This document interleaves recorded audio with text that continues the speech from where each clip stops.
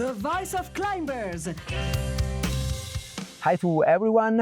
We are here in Mello Blocco in Valmasino, and with me there is now a very special climber that I followed for all the years of his activity, and which I really appreciate in the way he also take on his own activity in climbing, and not only climbing. It's a pleasure for me to have here Fabian Buhl. Fabian, thank you so much for being here. Yeah, thanks. And what have you done in these days? You are back to your original origin as a boulderer, or you find some multi-pitch and paragliding, descent from them? No, I'm joking. I climb a little bit on the boulders, but in the morning I go a lot for hiking. Okay. This morning I hiked back up to a place where I basically did my first real alpine climb on Cengalo. And so it was good to get in the morning some exercise because I leave to Pakistan. So it's important to hike. to train, to prepare. Yeah. Indeed, in these years, you started as a boulderer. Yeah. And we know you for many important results also in bouldering.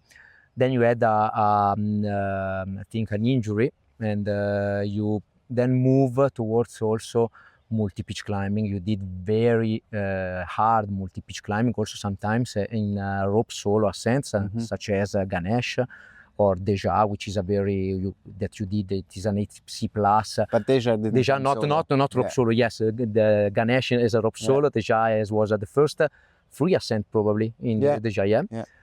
And then also you started also to do, let's say, para-alpinism, para-mountaineering, that is climbing and then coming down with paragliding. And you did the first also descent by paragliding of Cerro Torre. So you have a very peculiar and very creative way of doing climbing and mountaineering.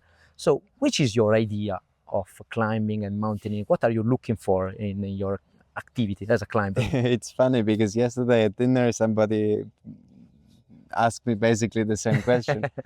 And I had to think about it. And I mean, in the beginning, I really loved, I came from skiing and there was this pressure of competition and I never really handled competition very well.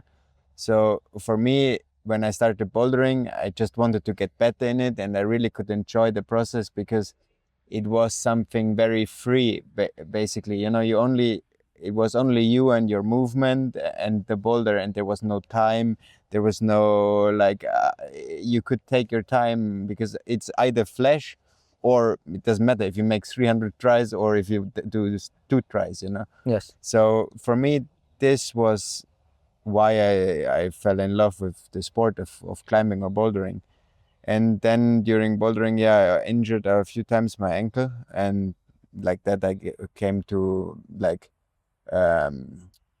tread climbing, multi-pitch climbing, solo climbing. Then I always went back to bouldering, to normal climbing. But the thing that I actually really search, I don't know, but especially bouldering, when you do a boulder in a certain grade, then you want something harder. But if you feel like harder is maybe it takes too much investment, or maybe it's also not at that time. There was not much harder things, So I started to repeat search another 8C that I can climb. And the thing is, the mountains where we are, it offers so much potential of development or of enjoying your day, And so why should you repeat something that you actually already have done? So that's how then it came to paragliding, then combining flying somewhere, or first just flying down, but then using the thermals to rise and to actually approach climbs. So it's, I like to always learn, I think that's the main thing that keeps me motivated. I wouldn't have been, I think if all these years, if I only would have kept bouldering, I wouldn't have enjoyed it, Yes, but then I think that creativity and also exploration, not only exploration of places, but exploration of possibilities, has been one of the the main key or keys of climbing, of mountaineering. So it is really nice that I fully understand what you are saying of exploring new possibilities, and also with paragliding, which is really real very nice idea. I have never paraglided. I would like to try some one time, but it should be really nice. Yeah, opening also new opportunities, not only for coming down, but also to reach, to approach a wall. You know, in climbing, everything that you like hard, obviously you have to train, but then when it's on your limit, you have to kind of perform without making errors. So you try to optimize everything. And in the mountains, it's the same. You have a certain weather window or a certain route you want to do, and you want to do it as efficient as possible. Sometimes efficiency comes from using skis because there's a lot of snow. And obviously, when you paraglide,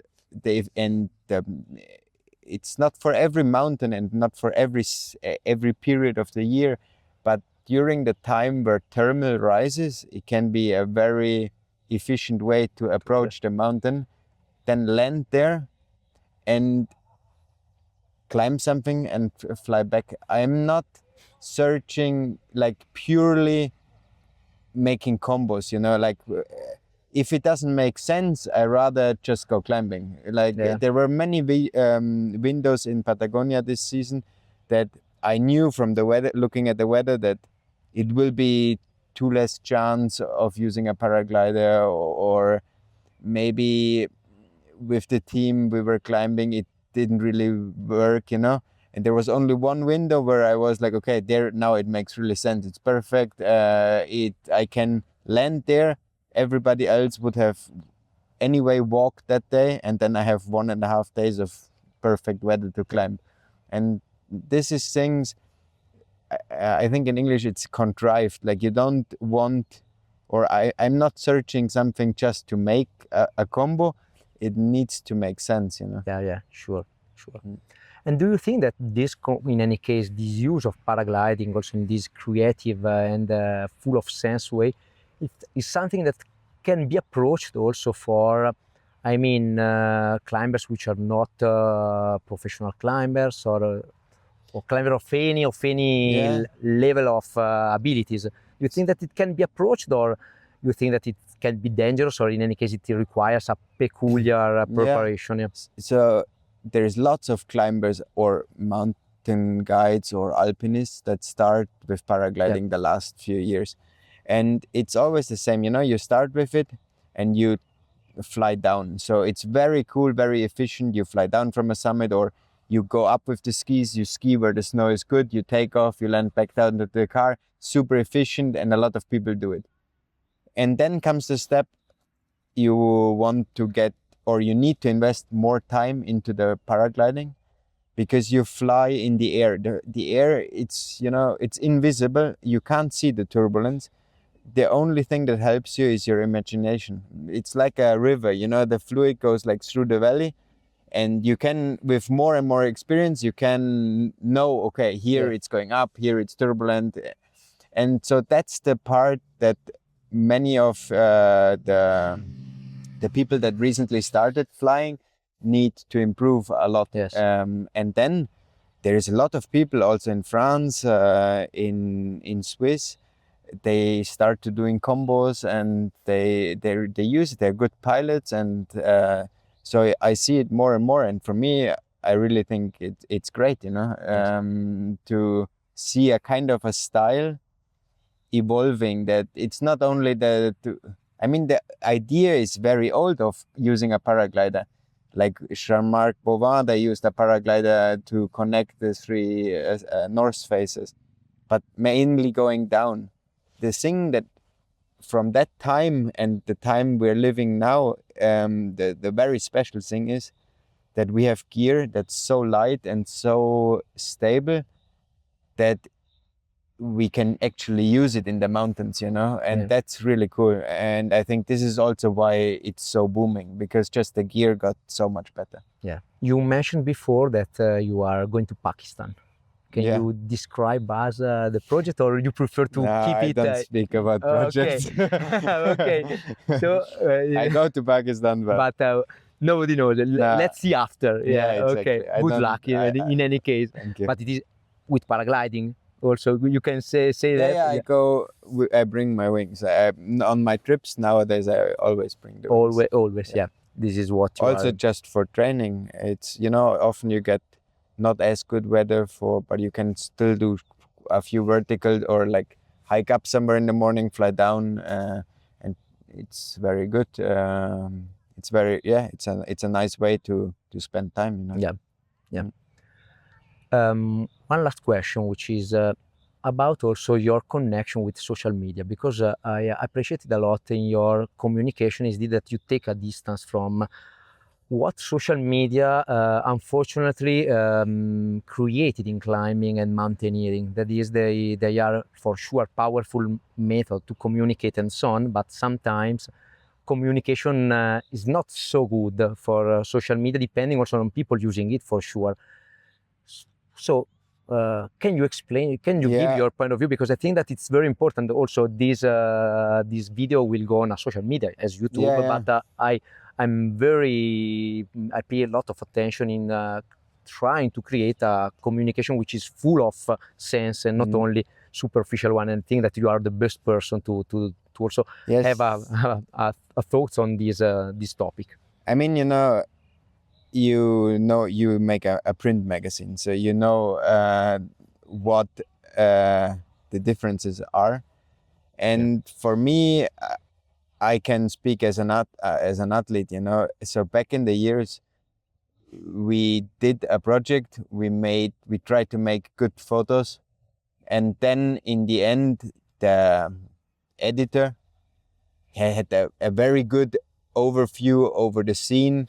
And he made, we put in January edition, that was really cool, and so when you read it in the magazine, you knew there was like performance behind it. There was not, you were just not on the cover of a magazine for just doing a nice picture. It was always, so this relation of like media and performance, it completely gets washed in a pool of like, it's like a massive flood of like media that's often very mediocre compared to the quality that back in the years got produced. And nobody knows anymore like what's performance, what's cool, what's not, because actually in social media, the one that screams the most gets the most attention, so for me, this is being an athlete and wanting to do cool things and seeing that you have less and less like interest from brands just because you don't deliver like the mass flood of media. It's kind of soul breaking, but luckily I have sponsors that followed me from bouldering to today, so they with these sponsors I have a deep connection about, they trust in the process of the things that I do. So I'm in a very fortunate position that I still just can do what I want. Whereas if you are nowadays a younger athlete and you only want to perform, like, because it's also like taking good videos, doing a lot of this takes a lot of energy. It takes away energy from training, So I can only imagine it must be really hard if you're really talented and you don't want to shout a lot, to get the same money or recognition compared to like influencers or persons that have less performance but are very talented with media. Yes, I hope that also the situation will improve, because now there are some situations where indeed there are very talented climbers which maybe do not use too much social media and have maybe less opportunities with respect to influencers, as you told, who practically do nothing or almost nothing of relevant, and sometimes so it's I think that it will improve, but up to now maybe it's still too difficult to. It's hard to judge because you know, I wouldn't say that an influencer is not doing anything. He just uses he delivers the request of the brands very smart, which is a kind of a job, you know, doing pictures. So if the brands feel like they need that, then obviously they are in the right place. But for me, it's always heartbreaking if you see, especially in mountain environment, like really talented guys doing like crazy ascents, and you know they have no sponsor or they hardly finance the expedition, you know, then you're like, this is just, for me, there is no balance. Yes. Sure.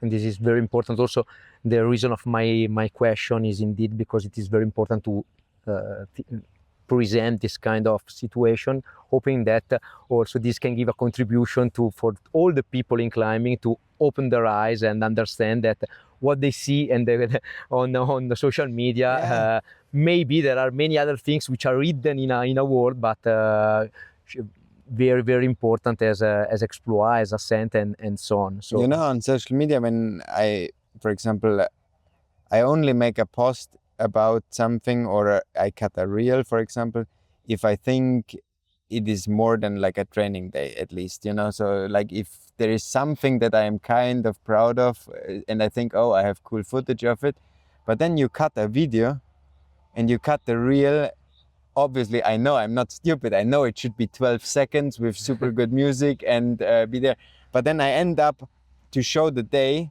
and it's 1 minute, you know, and you put music that you like below it, and then in the end of the day you click on it, or like after a week you click on it and you see in the insights, okay, the skip rate was like 4 seconds, and then you're like, okay, but why?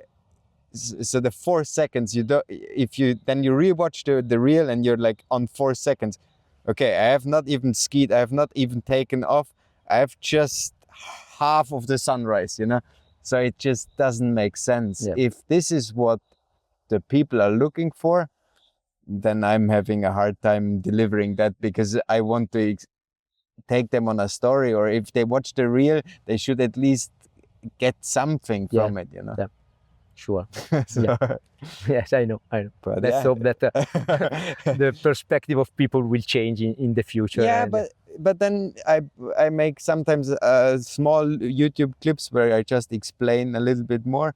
And even if this is then only seen by maybe 5,000 people and not like 50,000, you know, like the reels, the comments and the people that write you for this, and the interrogation you get, like the communication you get with these persons and the involvement, for me it's much more worse than any Instagram. Like, but, Fabian, thank you so much for what we analyzed today, for your history, the ascent you have done, your perspective, also on this last part about social media. It has been very important, I think, for people watching and listening to us.